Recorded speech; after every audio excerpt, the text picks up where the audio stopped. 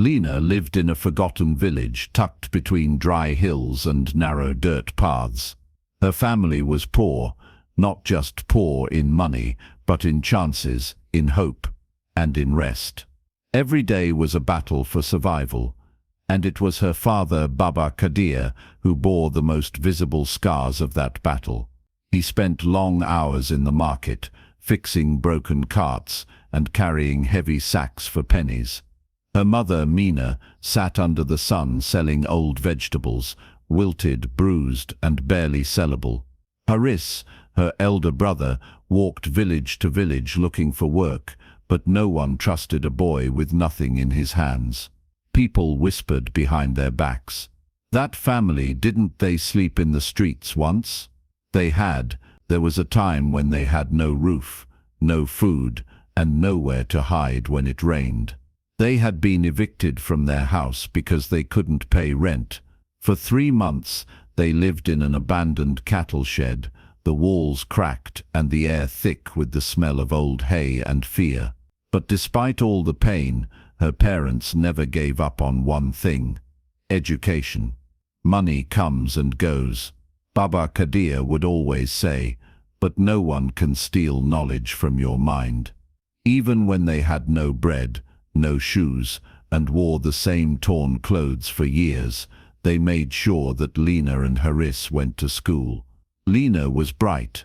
She read her books under candlelight and memorized poems, even when her stomach growled. She refused to let poverty chain her future.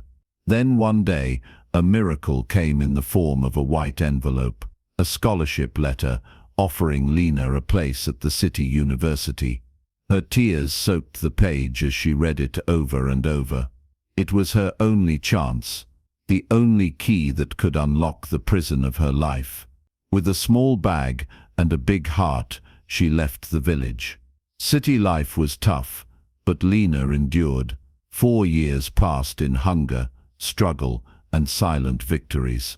She graduated with top honors and found work as a cashier in a small company. It wasn't glamorous, but it paid just enough to send money home and help her family buy rice without borrowing. She thought things would change now, that perhaps hope had finally arrived. But even as she tried to move forward, her past kept pulling her back. She dreamed of love, of a man who would hold her hand and whisper, "I choose you." But every time someone came close, they asked, "Where are you from?" And when she answered, the smiles faded.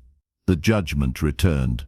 "No one wants to marry a girl who once slept on a floor," she whispered to herself. Her brother Haris faced the same rejection. Every door closed as soon as people heard their story. And that pain, it didn't just hurt, it humiliated. Lena looked at the ceiling one night, a flickering lantern casting shadows across the wall. She had escaped the village, but not the label. Was this how life would always be? A debt paid in dreams. It was just another quiet evening in the village. The sun had dipped behind the hills, casting long golden shadows over their tiny home. The smell of boiling lentils filled the air. Haris sat outside sharpening an old knife, and Baba Kadir had just returned from the market. His shoulders slouched from another day of hard labor. Lena had returned home for a short visit, hoping to see her family and breathe in the soil that raised her. She didn't expect anything unusual, until her mother, Mina, walked in with a brown envelope in her trembling hands. "Lena," she said softly, her voice quivering, "come inside. Your father and I need to speak with you." Lena followed her, a knot already forming in her stomach. She sat at the wooden table, the same one they had eaten from since she was a child, scarred and faded but still standing. Baba Kadir placed the envelope in front of her like it held fate itself. Lena blinked. "What is it?" Her father cleared his throat. "Someone has asked for your hand in marriage." The air turned still. Mina added gently, "His name is Mr. Tsayan. He's wealthy, very wealthy. He owns land, farms and businesses in the city. Lena's heart beat faster. But who is he? You might have heard the name before, Baba Kadir replied. He's from this village originally. Left many years ago. Now he wants to come back to marry you. Lena stared at the envelope. Her hands were cold. She opened the letter slowly, each word sinking like stones into her chest. I am 60 years old. I am a man of means. I will care for your daughter and your family. This marriage will bring comfort and security to her and her loved ones. Her breath hitched. 60. She was 23. Mina touched her hand. We know it's sudden, but Lena, he promises to take care of us, all of us. Just then a knock at the door made everyone freeze. Haris opened it. 3 men stood outside. 2 carried sacks of maize, rice and flour. The third held a basket of vegetables and bottles of oil. Who sent this? Baba Kadir asked, voice low. The tallest man smiled. Mr. Sion, he says this is a small gift. There will be more once he visits your daughter. They left the goods and walked away. Lena stared at the food, more than they had seen in months. Her mother wept silently. Her father whispered, this man can change our lives, Lena. That night, Lena didn't sleep. She sat near the dying lantern flame, the letter on her lap, her heart in pieces. This wasn't the life she wanted. She had dreamed of love, of laughter, of a man whose hand felt like home, not someone nearly triple her age. But then, she remembered, while cleaning a drawer last week, she'd found a medical report tucked under old papers. Her father's name was on it. He was sick, seriously sick, surgery was needed, and the cost was a mountain they could never climb. He had said nothing. They didn't want to worry her, but now she knew, and now she had a choice, protect her dreams or save her family. She whispered into the night, her voice shaking, God, what do I do? She knew the answer, but her heart, it shattered. 3 days passed. Lena barely spoke. She moved around the house like a ghost, cooking, cleaning, smiling at her mother, helping Haris fix the broken fence. But inside, she was drowning. Every time she looked at her father's tired eyes, her mother's quiet hands, and Haris's fading hope, a part of her cracked. The letter stayed folded under her pillow. At night, she would unfold it, read it again, and cry quietly into the cloth she kept beneath her blanket. She wanted to say no. She wanted to scream that this wasn't love. But poverty didn't give choices, it gave ultimatums. That evening, after dinner, Baba Kadir and Mina sat silently at the table. Haris stood near the doorway, arms crossed, watching his sister with worry. Lena entered the room slowly. Her hair was tied back, her face pale, her eyes swollen from sleepless nights. The silence wrapped around her like a noose. Then, in a voice barely louder than a whisper, she said, if this is what I must do to save our family, then I will do it. Her mother broke into tears.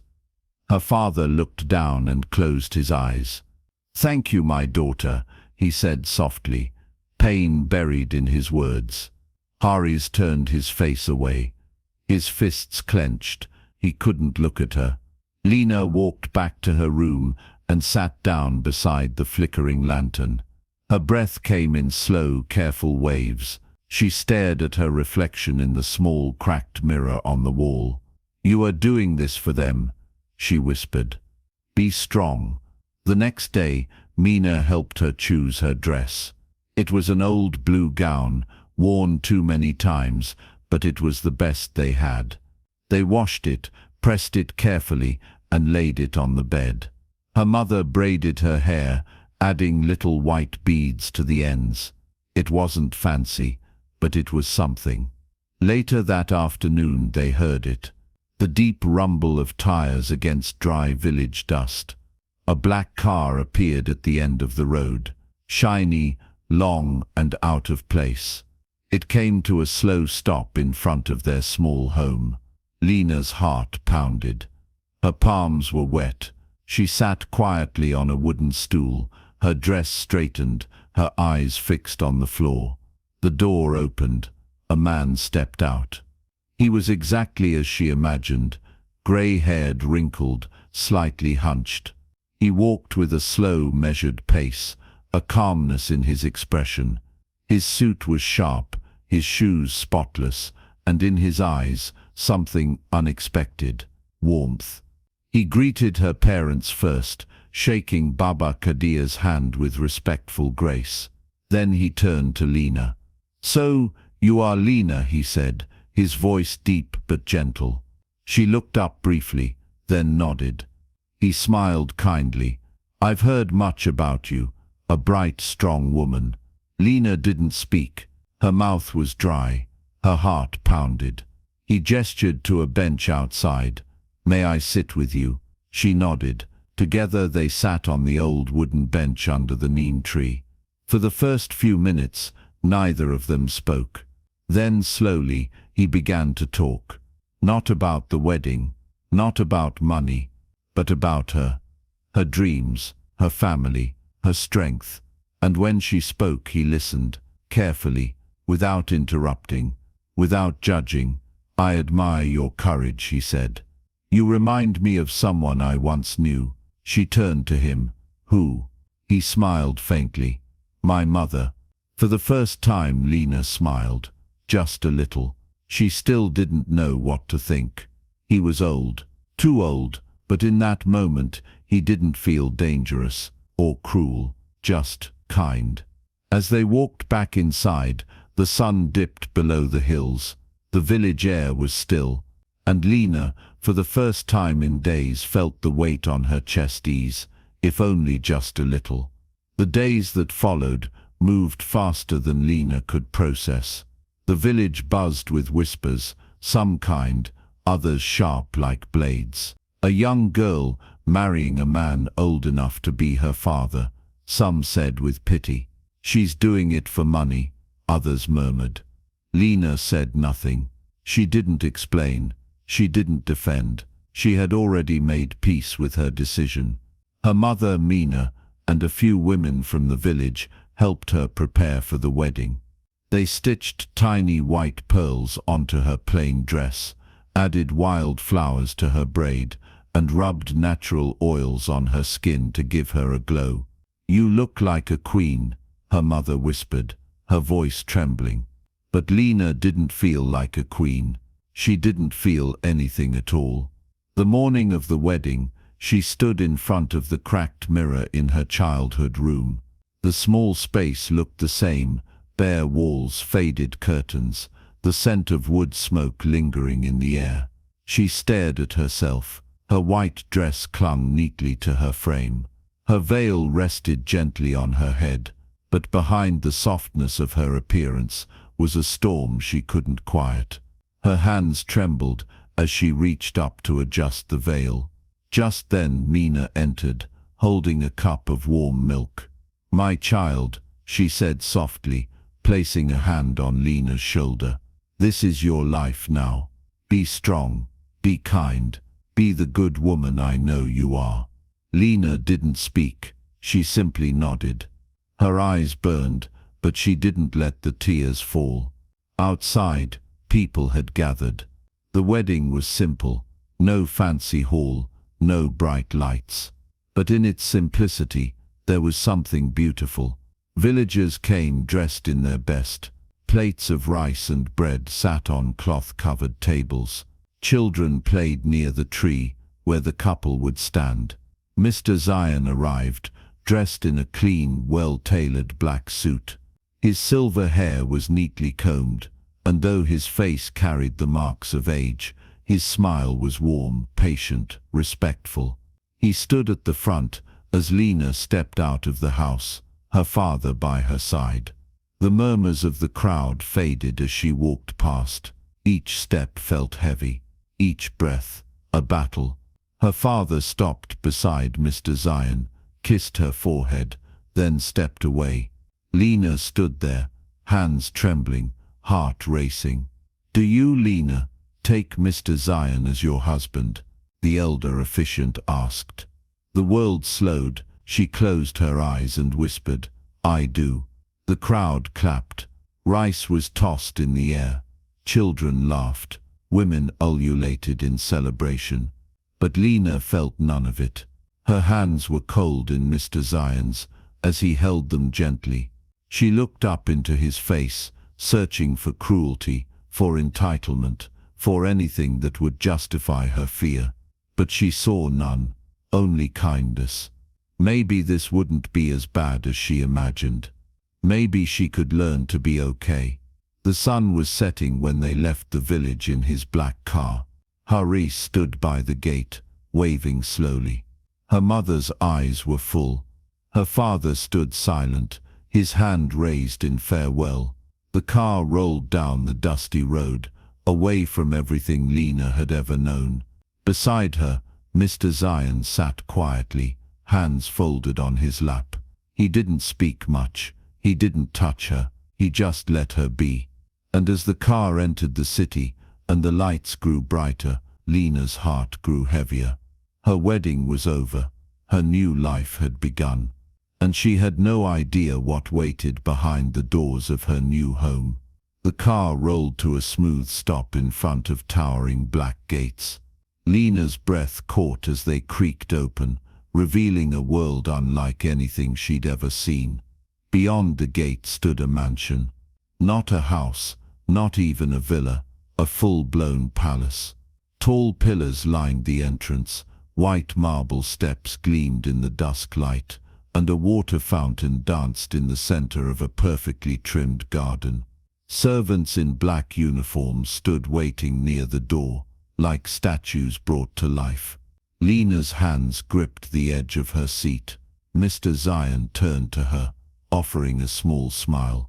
"This is your home now." She nodded quietly, unable to speak. As they stepped inside, the cool air of luxury brushed against her skin. Chandeliers sparkled like stars above her. Every corner smelled of fresh roses and polished wood. Her feet sank into soft velvet carpets as they walked across a wide hallway, portraits and golden frames lining the walls. She had never seen such comfort, but instead of awe, her chest tightened with discomfort. Everything was too big, too shiny, too far from the tiny home where her mother made tea in clay cups, and her brother laughed while peeling mangoes. This felt cold, empty, like a museum where she didn't belong. Mr. Zion led her to a room, huge and elegant. A bed large enough for 5, white curtains that fluttered with the wind, and a golden mirror that nearly touched the ceiling. "This will be your room," he said gently. "I hope you'll find peace here." Lena only nodded again. "I'll freshen up," he added, walking toward the bathroom. "You can rest." She watched him disappear behind the door. Then she turned back to the mirror. She stepped closer. What she saw startled her. Her reflection looked like a stranger, dressed in silk, hair done perfectly, lips gently tinted with soft pink. But her eyes were not happy. She sat on the edge of the bed, legs dangling like a child's. The silence of the room pressed against her. Her heart raced, not from excitement, but from fear. She was alone, married, and tonight she was expected to sleep beside a man nearly 40 years older. The sound of water running in the bathroom only made it worse. Minutes passed, then an hour, then 2. The water never stopped. She sat up, her heartbeat pounding in her ears. Why was it taking so long? She walked slowly toward the door, hesitant. What if something was wrong? She raised her hand to knock, but froze. Before she could move, the door creaked open. Steam rolled out, and through it stepped A young man, Lena gasped. He was tall, broad-shouldered, his skin smooth, his hair wet, his face sharp, handsome, nothing like the wrinkled man she had married. She stumbled back. Who are you?" The man raised his hand slowly, as if to calm her. "Lena," he said gently. Her breath stopped. That voice, it was Mr. Zion's voice. But how? She shook her head violently. "No, this is some trick. It's me," he said softly. "I'm Zion." Lena's knees weakened. Her mind spun. This can't be. This isn't real. The man stepped closer, and the truth, whatever it was about to shatter her world. Lena's back hit the wall. Her breath came in shallow, panicked bursts. The man standing before her wasn't just a stranger. He was the complete opposite of the husband she had married. "You're not Mr. Zion," she whispered, her voice trembling. "Where is he?" The man stepped back, giving her space. His towel clung to his waist, water dripping from his hair. His eyes, though younger, held the same calm intensity. "I am Zion," he said again. "I've always been." "No," she gasped, shaking her head. "That's impossible. Mr. Zion is old. He has grey hair, wrinkles. He walks slow." He nodded, lips pressed tightly. "That was makeup. A disguise." Lena's hands flew to her mouth. Her eyes filled with tears. Why would you lie?" Zion sat on the edge of the couch, keeping his distance. "Because I needed to be sure." "Sure of what?" she snapped, her voice rising. "That I'd marry a rich old man for your money." He didn't flinch. "Yes."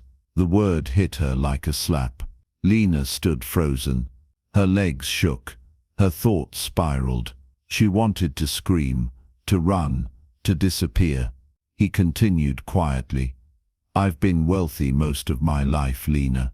But I've seen how money blinds people, how it turns hearts into contracts. I didn't want a wife who loved my wealth. I wanted someone who could love beyond appearances." She stared at him, her fists clenched. "My grandfather," he said, his voice softer now, "used to say, 'A good woman will feed a poor man, not knowing he's a king.'"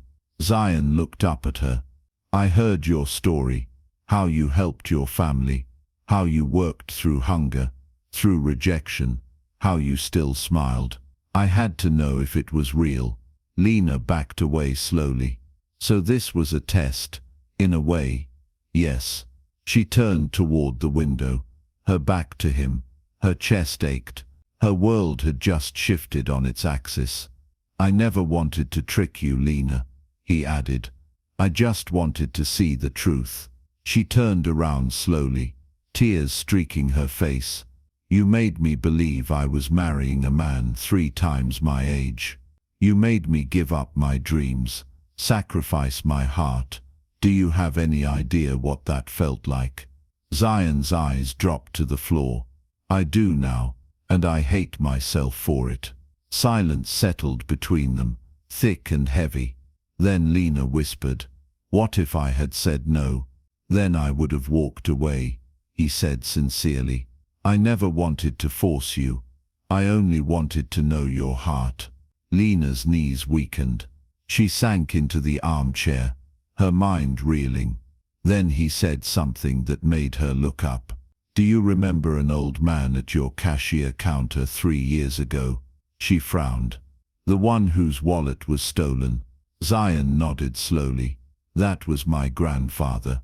Lena's eyes widened.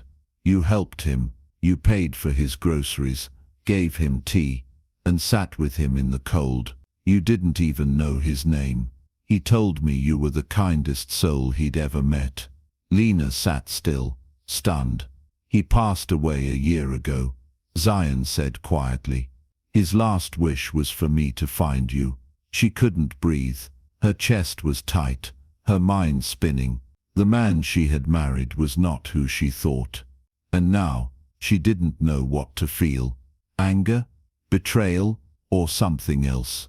The room felt colder now, not because of the air, but because of the silence, the kind that follows after a storm, but before the wreckage is understood. Lena sat motionless, staring at the man who was supposed to be her husband. He looked nothing like the person she had mentally prepared herself to live with. And yet, the voice, the gentleness, the way he listened, those were familiar, too familiar. Zion stood a few feet away, still wrapped in the towel, his expression a mixture of regret and hope. "I never meant to hurt you," he said softly. "I only wanted to know if you were truly the woman my grandfather believed you were." Lena's eyes glistened. "You could have just talked to me." "I know," he replied. "But would you have believed me then? A rich man, out of nowhere, asking to marry you." She looked down. Her fingers dug into the fabric of her dress. "No," she admitted. "I wouldn't have." The confession hung between them like a fragile thread. Zion took a slow step forward. "I know I lied about who I was, but everything else was real. The respect I showed your parents, the way I listened to you, the way I watched you carry the weight of your family with pride, that was all me, not the disguise." Lena's mind was a whirlwind of conflicting emotions. The man before her was young, wealthy, and kind, but also deceptive, strategic and unpredictable. And yet he hadn't touched her without permission. He hadn't crossed the line. Even now, he kept a respectful distance. She stood up, her voice barely holding steady. "You could have told me the truth after the wedding, after the first night. But you waited." "I was scared," he admitted. "Scared of losing your trust. Scared you'd walk away." "You should have been," she said firmly. He nodded, not defending himself. Lena walked to the large mirror. She looked at her reflection, at the woman wearing a white dress she hadn't chosen out of love but duty. "What do you want from me now?" she asked, turning around. Zion paused. Then he said the words she didn't expect. "Nothing." She blinked. "I won't force you to stay," he said. "If you want to leave, I'll drive you back myself. I'll still take care of your family. Your father's surgery will be paid for. Your brother will have a job. I'll honor every promise I made." Lena's chest tightened. "Why?" she whispered. "Because you've already proven who you are," he replied. "You don't owe me anything." Her legs felt weak. She sat back down, tears silently tracing her cheeks. "I don't know if I love you," she said honestly, "but I know I trusted you even when I didn't understand why. And right now, I don't know what to believe." Zion's voice was soft. "Then give yourself time. I'll wait." He walked out of the room slowly, leaving her alone with her thoughts, her pain, and a heart that didn't know whether to break or begin again. The following days were quiet. Zion kept his distance. He moved gently around the house, never crossing her path unless necessary. He made sure she had everything she needed: food, space, privacy, but never once asked for more than her presence. Lena stayed mostly in her room. She wandered sometimes, exploring the mansion. Every room was filled with silent beauty, expensive furniture, polished tiles, sunlight streaming through golden drapes, but to her it all felt empty, like walking through a dream that didn't belong to her. One morning, she stood on the balcony overlooking the main gate. Two servants were talking below in hushed voices. "She was tricked," one whispered. "She married him thinking he was old," the other said. "Now he's young and rich. Maybe it was her plan all along." Lena stepped back slowly. Their words pierced deeper than she expected. Everywhere she had gone in life, judgment followed. In her village, it was because she was poor. In school, it was because her shoes were torn. Now, it was because she had married a man who tested her. And yet, through it all, she had never used anyone. She walked back into her room and sat on the bed, staring at the floor. Was she wrong to stay? Was she weak for not walking away? Or was she human?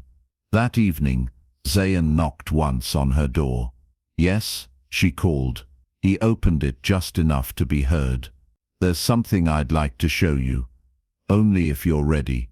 Lena hesitated, then slowly stood up and followed him. He led her outside, into the garden behind the mansion. Under the moonlight, it looked magical. Flowers in bloom, soft lights woven through trees, and a stone bench under a tall oak. She sat. Zayn didn't sit beside her. He stood nearby, hands in his pockets. I wanted you to see this, he said, because this is where my mother used to sit. When my father died, she came here every night to pray, to cry, to breathe. She always said, when the world gets too loud, come here and let the trees speak. Lena glanced at him, surprised by his vulnerability. I'm not asking you to forgive me, he continued, but I hope you'll believe that I never saw you as a prize to win or a test to pass. I saw you as a woman who deserved truth, even if I gave it to you too late. Silence followed. Lena took a deep breath. You say I can leave, but what happens when I go back? To people who say I married for money. To a world that never forgets your past. Zayn's voice was steady. Then stay. Not for them, not even for me. Stay because you believe there might be something here worth staying for. She looked away, unsure. The pain hadn't disappeared, but somewhere inside her, the idea of staying no longer felt like surrender. It felt like a door, and for the first time, she considered stepping through it. 2 weeks later, Lena stood at the gate of her childhood home, not in a wedding dress, not as a daughter of struggle, but as someone who had seen life from two sides, the ache of sacrifice and the weight of unexpected love. The village hadn't changed much. The dust still clung to the corners of the road. The same old neem tree swayed gently. Children still ran barefoot, chasing worn-out kites. But the way people looked at Lena, that had changed. They stared as she walked by, some with respect, others with narrowed eyes. Whispers followed her like shadows. There she is, the girl who married the rich man. She was smart. She knew what she was doing. She trapped him, didn't she? Lena kept walking, her chin high. She didn't come to explain herself. She came for one reason only. Her father's surgery. At the door, her mother cried and hugged her so tight that Lena thought she'd never breathe again. My baby, Mina sobbed. You came back. I told you I would, Lena whispered into her shoulder. Baba Kadir sat inside, thinner than she remembered, but smiling for the first time in months. Harry stood near the window, his eyes holding something new, pride. Later that evening, Lena handed her mother a folded envelope. Inside was the full payment for her father's treatment. Where did you get this? Mina asked, voice trembling. Lena hesitated, then smiled faintly. From someone who didn't ask anything in return. Her mother's eyes searched her face. And are you happy? Lena looked out the window, where the moon hung low and full above the village rooftops. I don't know yet, she answered truthfully. But I'm no longer afraid to find out. Her parents said nothing, just sat quietly with her, drinking tea, the silence warm for the first time in years. The next day, she visited the old shop where she had once worked as a cashier. The owner's daughter greeted her with awe, unable to believe Lena had returned. I thought you'd never come back, she said. You left and everything changed. Lena smiled. Maybe, but not everything needs to stay changed. That evening, she sat under the neem tree with Haris. He looked at her sideways. So, what's next? I'm going back, she said softly. But this time, for myself. Do you love him? Harris asked. Lena didn't answer right away. Instead, she reached for a handful of dust and let it fall slowly through her fingers. I don't know if I love him yet, she said, but I know he saw me when no one else did, and maybe that's a good place to start. Harris nodded. For the first time in years, his eyes weren't filled with anger or defeat, only hope. That night, Lena looked at the stars one last time before leaving. She whispered a silent prayer for every girl still waiting for her own light in the dark. And then she stepped back into the car that would take her to the city, to her future, to the man who had lied to her, but also the man who had believed in her. The city lights shimmered like stars trapped on earth. As the car pulled into the mansion's driveway, Lena felt her heart thudding, not in fear this time, but with something softer, something she couldn't name yet. She stepped out slowly. A servant opened the door, bowing slightly. Everything looked the same. The tall white pillars, the marble floors, the silence that once felt like a trap. But tonight, it felt different. Zayn wasn't waiting at the entrance. The house was quiet, almost still. She walked through the hallway, her steps echoing, until she reached the garden at the back. He was there, sitting alone on the stone bench beneath the oak tree, where he had once told her about his mother. His eyes were closed, his head tilted back, as if listening to the wind. She stood a few feet away, watching. He hadn't changed, not his posture, not his calm, not his distance. He hadn't tried to control her. He hadn't called, begged, or sent anyone to fetch her. He had waited, quietly, patiently, respectfully. I'm back, she said softly. Zayn opened his eyes slowly, turning toward her. You didn't have to come, he replied. I know, she said, taking a step closer, but I wanted to. He looked at her for a long time, as if searching her face for hesitation, for pain. You're not obligated to stay, he said again. I know that too, she nodded. And I'm not here because of duty or debt. I'm here because, despite everything, you treated me with dignity, even when you didn't have to, even when you tested me. She took another step forward. You gave me a choice, and I've decided to make one. Zayn stood now. The night breeze rustled the leaves above them.